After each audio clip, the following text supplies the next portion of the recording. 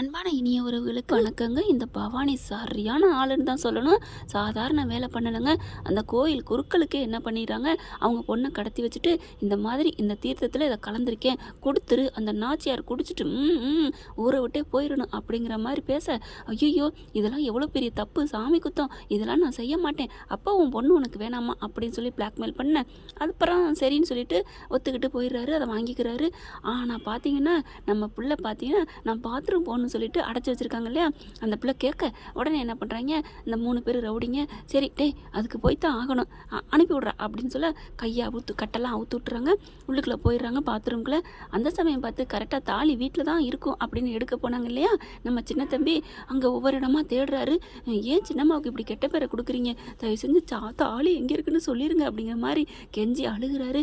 கரெக்டாக அவர் கண்ணு அப்படியே சாமி சிலையை பார்க்குது. அம்மன் கழுத்தில் பார்த்தீங்கன்னா தொங்கிக்கிட்டு இருக்கு. அந்த மாலையாக போட்டு விட்ருக்காளுங்க கேவலமானவளுங்க. பார்த்தோன்னே இந்தா இருக்குது தாலி அப்படின்னு வேகமாக எடுக்கிறாங்க.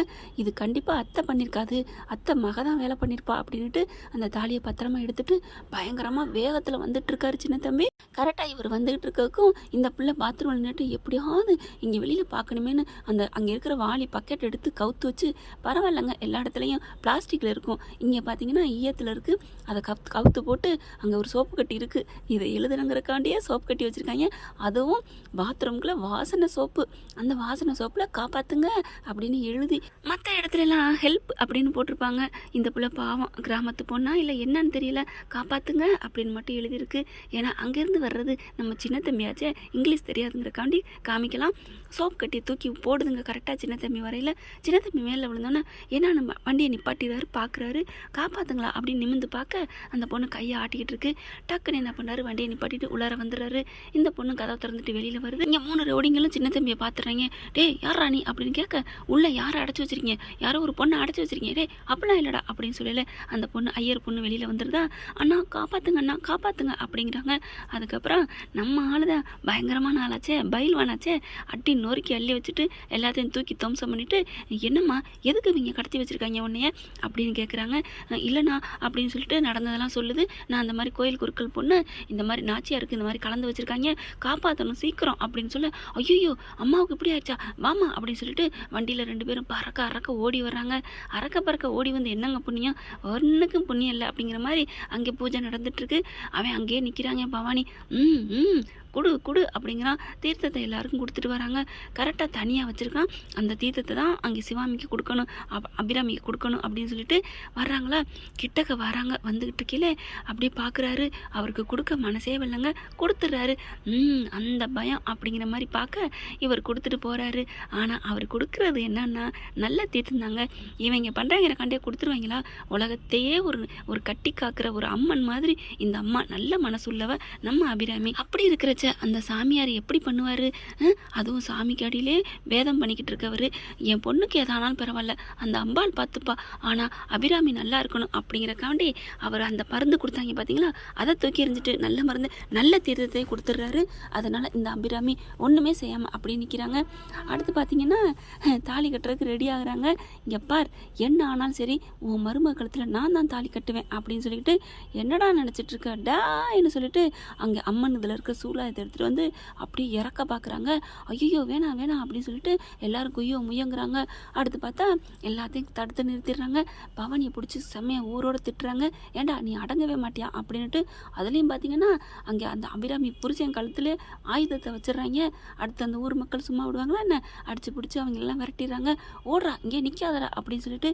அடுத்து இதான் சாக்குன்னு சொல்லிட்டு, இங்கே பாரு ஆத்தாவுக்கே பிடிக்கிற போல இருக்கு, இவ வந்து நல்லபடியாக தாலி எடுத்து கொடுக்கணும்னா சுமங்கலி தான் பண்ணணும், இவ கழுத்தில் தாலி இல்லை, எப்படி நீ அபிராமி இப்படிலாம் பண்ணுற அப்படின்னு அந்த ஆள் செட் பண்ணாங்க இல்லையா, அவங்கள வச்சு எடுத்து பேசுகிறாங்க. கரெக்டான நேரத்துக்கு சின்ன தம்பி அந்த ஆளோட வந்துடுறாங்க. அந்த பொண்ணோட வந்த கையோட, அம்மா உங்களுக்கு ஒன்றும் இல்லையே அப்படின்னு கேட்க, எனக்கு ஒன்றும் இல்லை ஏன் என்ன அப்படின்னு கேட்க, அப்போ தான் அந்த பூஜாரி வந்து சொல்கிறாரு, அம்மா என்னை மன்னிச்சிருங்கம்மா, அந்த ஆள் இப்படிலாம் பண்ணான் அப்படின்னு சொல்லிட்டு அந்த பவானி செஞ்சதை எல்லாத்தையும் ஒன்றுன்னா சொல்கிறாங்க. என்னது எனக்கு இந்த மாதிரி தப்பான மருந்து கொடுக்க சொன்னானா? அட பாவி, அவனை சும்மா விட்டுட்டோமே அப்படிங்கல. அப்போ தான் பார்க்குறாங்க, அவன் சொன்னானு நான் அந்த மருந்தை கொடுக்கலம்மா. உடனே எங்கள் சின்ன தம்பி வந்துட்டு, ஐயா நீங்கள் எதுவும் கொடுக்கலையே. நான் கொடுக்கலப்பா. இந்த உலகத்துக்கே எப்படி அந்த அம்மன் ஒரு படி அளக்குறாளோ, இந்த ஊருக்கே படி அளக்குறவங்க நம்ம அபிராமி அம்மா. நல்ல மனசுள்ளவங்க. அந்த ஒரு உசுரை நான் எப்படிமா போக்க வைப்பேன் அப்படின்னு சொல்லிட்டு அந்த பூஜாரி சொல்கிறாங்க. உடனே பார்க்குறாரு சின்ன தம்பி, ஐயா நீங்கள் நல்லது பண்ணீங்க அப்படின்னு சொல்லிட்டு, அம்மா உனக்கு ஒன்றும் இல்லையே. தான் பொண்ணை பார்த்தோன்னே பரிதவிப்பா அப்படி கட்டி பிடிச்சிக்கிறாரு. அப்பா எனக்கு ஒன்றும் இல்லைப்பா, இதோ சின்ன தம்பி அண்ணா தான் என்னை வந்து காப்பாற்றிட்டாரு அப்படின்னு அந்த பொண்ணு சொல்லிக்கிட்டு அழுகுது. சின்ன தம்பி என்னப்பா சொல்கிற? ஆமாம் இந்த மாதிரி அப்படின்னு வழியில் நடந்ததை சொல்கிறாங்க. இனி யாரும் சின்ன தம்பி அண்ணா மட்டும் இல்லைன்னா என் உயிரே போயிருந்திருக்கும் அப்படிங்கிறாங்க. அதெல்லாம் விடுங்கம்மா, அம்மா உங்களுக்கு ஒன்றும் இல்லையே அப்படின்னு சொல்லிட்டு அந்த அபிராமி மேலே அப்படி துடிப்பாக இருக்காரு நம்ம சின்ன தம்பி.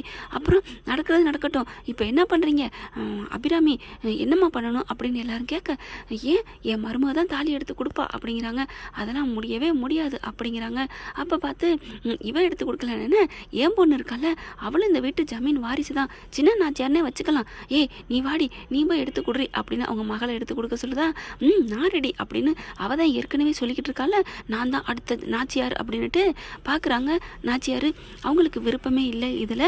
அதனால் என்ன பண்ணுறாங்க, இப்போ என்ன என் மருமக வந்து சுமங்கலியாக இருக்கணும் அப்படின்னு தான் நீங்கள் நினைக்கிறீங்க.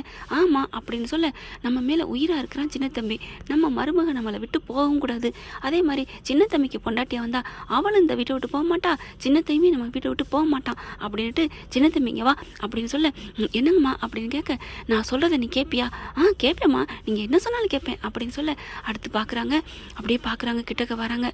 துளசி நான் சொன்னால் எதாக இருந்தாலும் கேட்பியா அப்படின்னு கேட்க, என்னம்மா இப்படிலாம் சொல்லிட்டீங்க அத்தை, என்னத்தை நீங்கள் என்ன சொன்னாலும் கேட்பேன் த, என்ன சொன்னாலும் எதுக்குமே மறுக்கக்கூடாது. நான் எதுக்கு மறுக்கலத்தை, நீங்கள் சொல்லி நான் என்னத்தை கேட்காம இருப்பேன். எனக்காக நீங்கள் ஊர் உலகத்தையே எடுத்துக்கிட்டு நிற்கிறீங்க, நான் உங்கள் சொந்த பிள்ளையாக நினைக்கிறீங்க. அப்படி நினைக்கல, நான் எப்படி எத்த சொன்ன பேச்சு கேட்காம இருப்பேன். என் அப்பா அம்மா விட உங்களை தான் என் மனசுக்குள்ளே ஏன் இந்த அம்பாலாக நினச்சி பூஜை பண்ணிக்கிட்டு இருக்கேன். நீங்கள் என்ன சொல்லுங்கத்த, நான் கேட்குறேன். இல்லை இல்லைம்மா, இல்லை துளசி, நான் சொல்கிறத கேளு. நான் சொன்னதுக்கப்புறம் நீ மாட்டேன்னு சொன்னேன்னா என்னால் தாங்க முடியாது அப்படிங்கிறாங்க. அந்த அம்மாள் மேலே நான் சத்தியமாக சொல்கிறேன், நீங்கள் சொல்கிறத நான் எதுவுமே தட்டாமல் முகம் சொல்லிக்காமல் நான் கேட்பேன். சொல்லுங்க அத்தை சொல்லுங்கள், என்ன செய்யணும் அப்படின்னு கேட்க, அப்போ தான் சொல்கிறாங்க, சின்ன தம்பிங்க வா அப்படின்னு சொல்லி கூப்பிட, அந்த தாலியை கொடு அப்படின்னு கையில் இருக்க கொண்டு வராங்க. அப்படியே பார்க்குறாங்க, இந்த தாலியை துளசி கழுத்தில் கட்டு அப்படிங்கிறாங்க. எப்படியும் எல்லாரும் அதிர்ச்சியாகிறாங்க. என்ன அப்படின்னு கேட்க, ஆமாம் துளசி சுமங்கலியாக இருக்குன்னு நீங்கள் தானே சொல்கிறீங்க.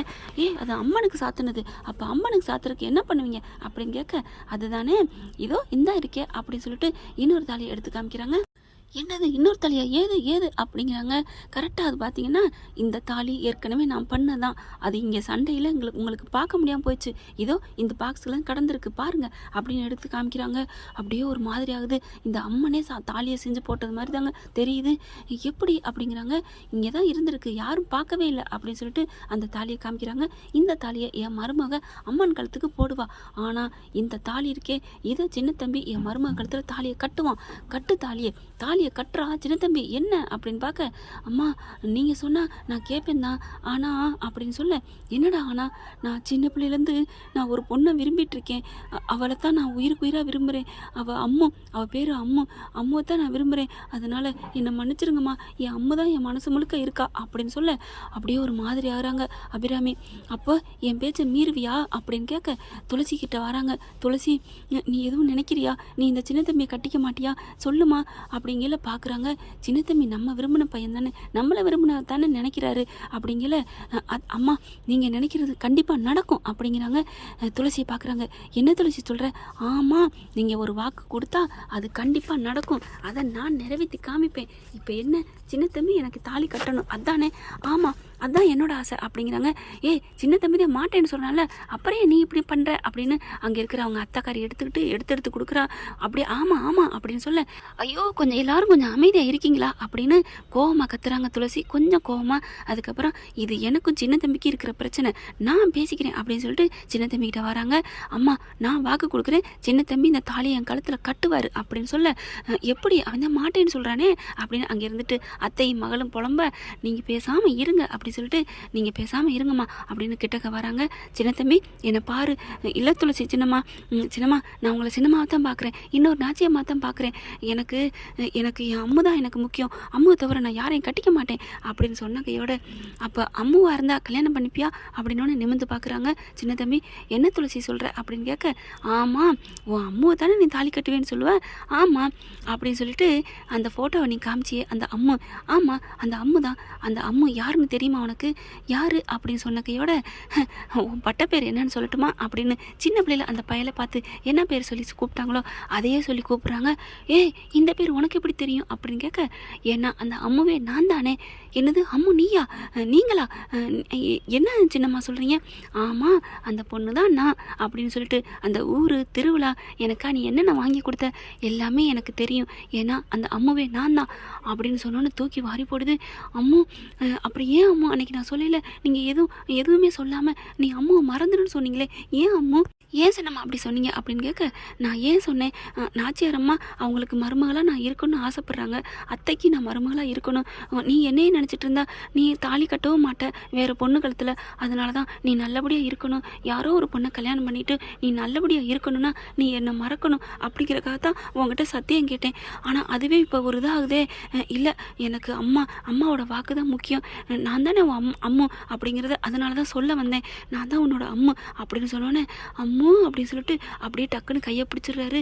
ஏய் என்னடி நாடகம் ஆடுறியா அப்படின்னு அங்கே இருக்கிறவங்க சொல்ல, என் நிறுத்துங்க என் அம்மாவை பற்றி எனக்கு தெரியும் அப்படின்னு கையை பிடிக்கிறாரு. கையை பிடிச்சி அப்படி தொட்டு பார்க்க, சின்னம்மா நீங்கள் அம்முதான் எனக்கு தெரியுது அப்படின்னு முகத்தை பார்க்குறாங்க. அந்த கண்ணுக்குள்ளார ஒரு மச்சம் தெரியுது. அம்மு நீ அம்முதான் அப்படின்னு சின்ன பிள்ளையில இந்த நான் மச்சத்தை பார்த்துருக்கேன், இது வரைக்கும் நான் உங்களை நான் கவனிக்காமல் இருந்திருக்கேனே அம்மு அப்படின்னு சொல்லி கட்டி பிடிச்சிடுறாருங்க. டக்குன்னு தண்ணியே அறியாமல், இத்தனை வருஷமா நான் உங்களை தான் தேடிட்டு இருந்தேனா, இல்லை நான் உன்னை தான் தேடிக்கிட்டு இருந்தேனா அப்படின்னு சொல்ல அப்படியே பார்க்குறாங்க. நாச்சியார் வராங்க பக்கத்தில். அபிராமி வந்துட்டு, துளசி என்னம்மா சொல்கிற, ஆமாம்மா ஆமத்தை இவர் தேடிக்கிட்டு இருக்க அந்த அம்மு நான் தான், டேய் என்னடா சொல்கிற அப்படின்னு எல்லாருக்குமே தெரியும் இல்லையா அந்த அம்மு தேடிக்கிட்டு இருக்காரு அப்படின்னுட்டு, அதனால் சின்ன தம்பி சூப்பர்டா, நீ ஆசைப்பட்ட பொண்ணே கிடைக்கிது, அதுக்கப்புறம் என் கூட நீங்கள் 2 பேரும் கடைசி வரைக்கும் இருக்க போகிறீங்க, அம்மா நீ எனக்கு கருணை புரிஞ்சிட்டம்மா, நீ எனக்கு கருணை புரிஞ்சிட்ட அப்படின்னு சொல்லிட்டு அபிராமி போய் ஆத்தா கிட்ட வணங்குறாங்க. நீ தாலியை கட்டு சின்ன தம்பி அப்படின்னு சொல்லி தாலியை எடுத்து கொடுக்குறாங்க. அப்புறமா ஊர் சம்மதத்தோட தாலியை கட்டுறாருங்க. தாலியை கட்டின கையோட, போதுமா இப்போ என் மருமக சுமங்கலி அப்படின்னு சொல்லிடுறாங்க. என் வீட்டு மருமக தான் சின்ன தம்பி, என் புள்ள தான் அப்படின்னு சொல்லிட்டு இப்போ எடுத்து கொடுமா அப்படிங்கிறாங்க. துளசி கையால் தாலியை எடுத்து கொடுக்குறாங்க. அம்மன் கழுத்தில் போட்டு ஊர்வலமாக பரிவட்டம் கட்டுறாங்க. சூப்பராக சந்தோஷமாக என்ஜாய்மெண்ட்டாக நடக்குது. சே அப்படின்னு சொல்லி அத்தாக்காரியும் அத்தை மகளும் ரொம்பவே புலம்புறாங்க. இந்த ஜமீனுக்கே நான் அடுத்த நாச்சியார் ஆகலான்னு பார்த்தேன், இப்போ இவ ஆயிட்டாளா, அடியே துளசி உன்னை நான் நிம்மதியாக இருக்க விட மாட்டேன்டி, உனக்கு நான் கஷ்டத்து மேலே கஷ்டம் கொடுப்பேன்டி, அடி போடி கொய்யால அப்படின்னு தாங்க தோணுது. ஏன்னா அம்மனே அவங்களுக்கு துணையாக இருக்காங்க.